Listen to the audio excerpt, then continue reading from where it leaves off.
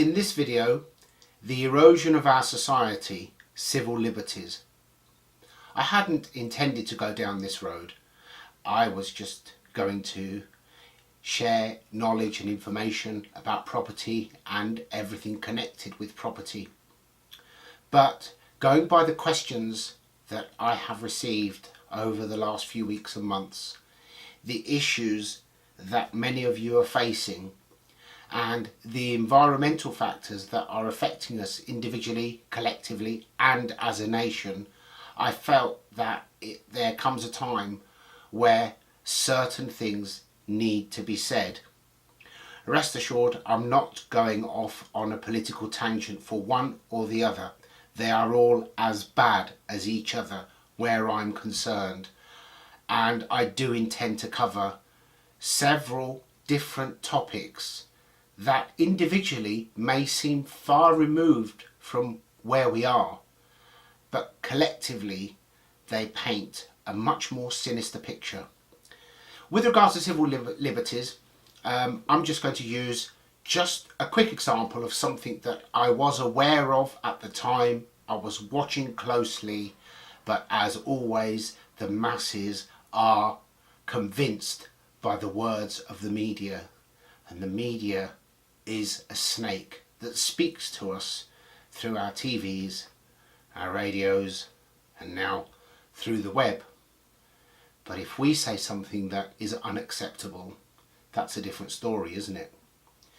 Now, for those of you old enough to remember the days when there were IRA bombs going off all the time, there was one incident in the early 90s. I can't remember which one it was. It may have been on the M1. And the Prime Minister at the time, John Major, announced a new directive. Terrorists would be denied the right to silence. Therefore, when terrorists were arrested, when they were charged, when they were in a court, their silence could be construed as guilt, and the judge could then direct the jury to find a verdict of guilty based on the defendant's silence. Hooray, everybody said.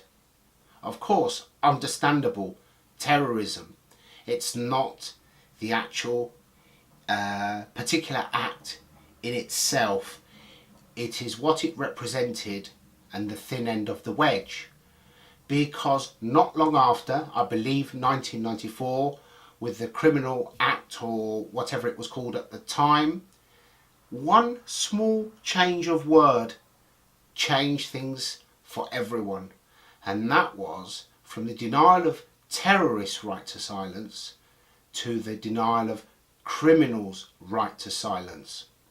From that point, any one of you who is accused of anything criminal, if you decided that you would not allow yourself to be put in a position where you incriminate yourself, and many of you may ask, well, why would you keep quiet if you're innocent?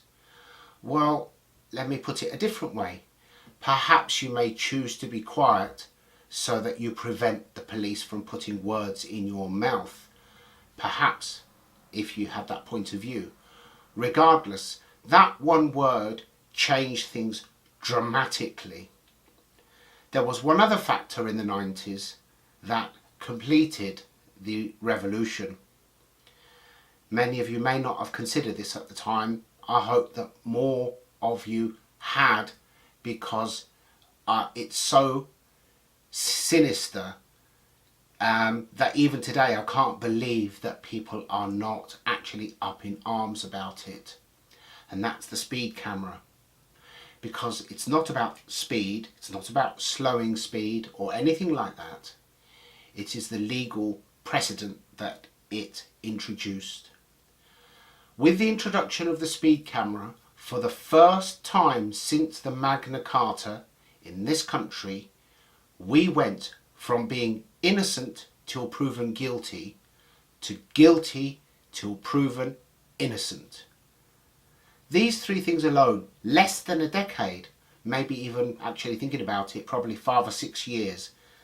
In future, in years to come, this change will be regarded as a revolution.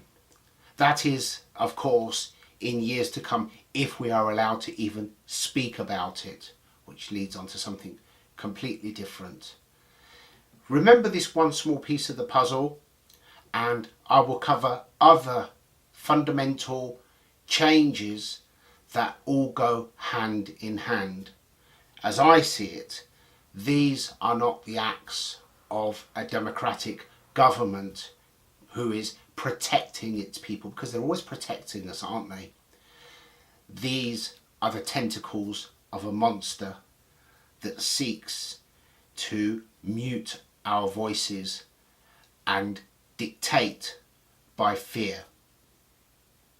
I'll leave you to ponder on that. I'd love to hear your thoughts. I'll put a link to the full article I've written in the description, and I'll see you in the next video.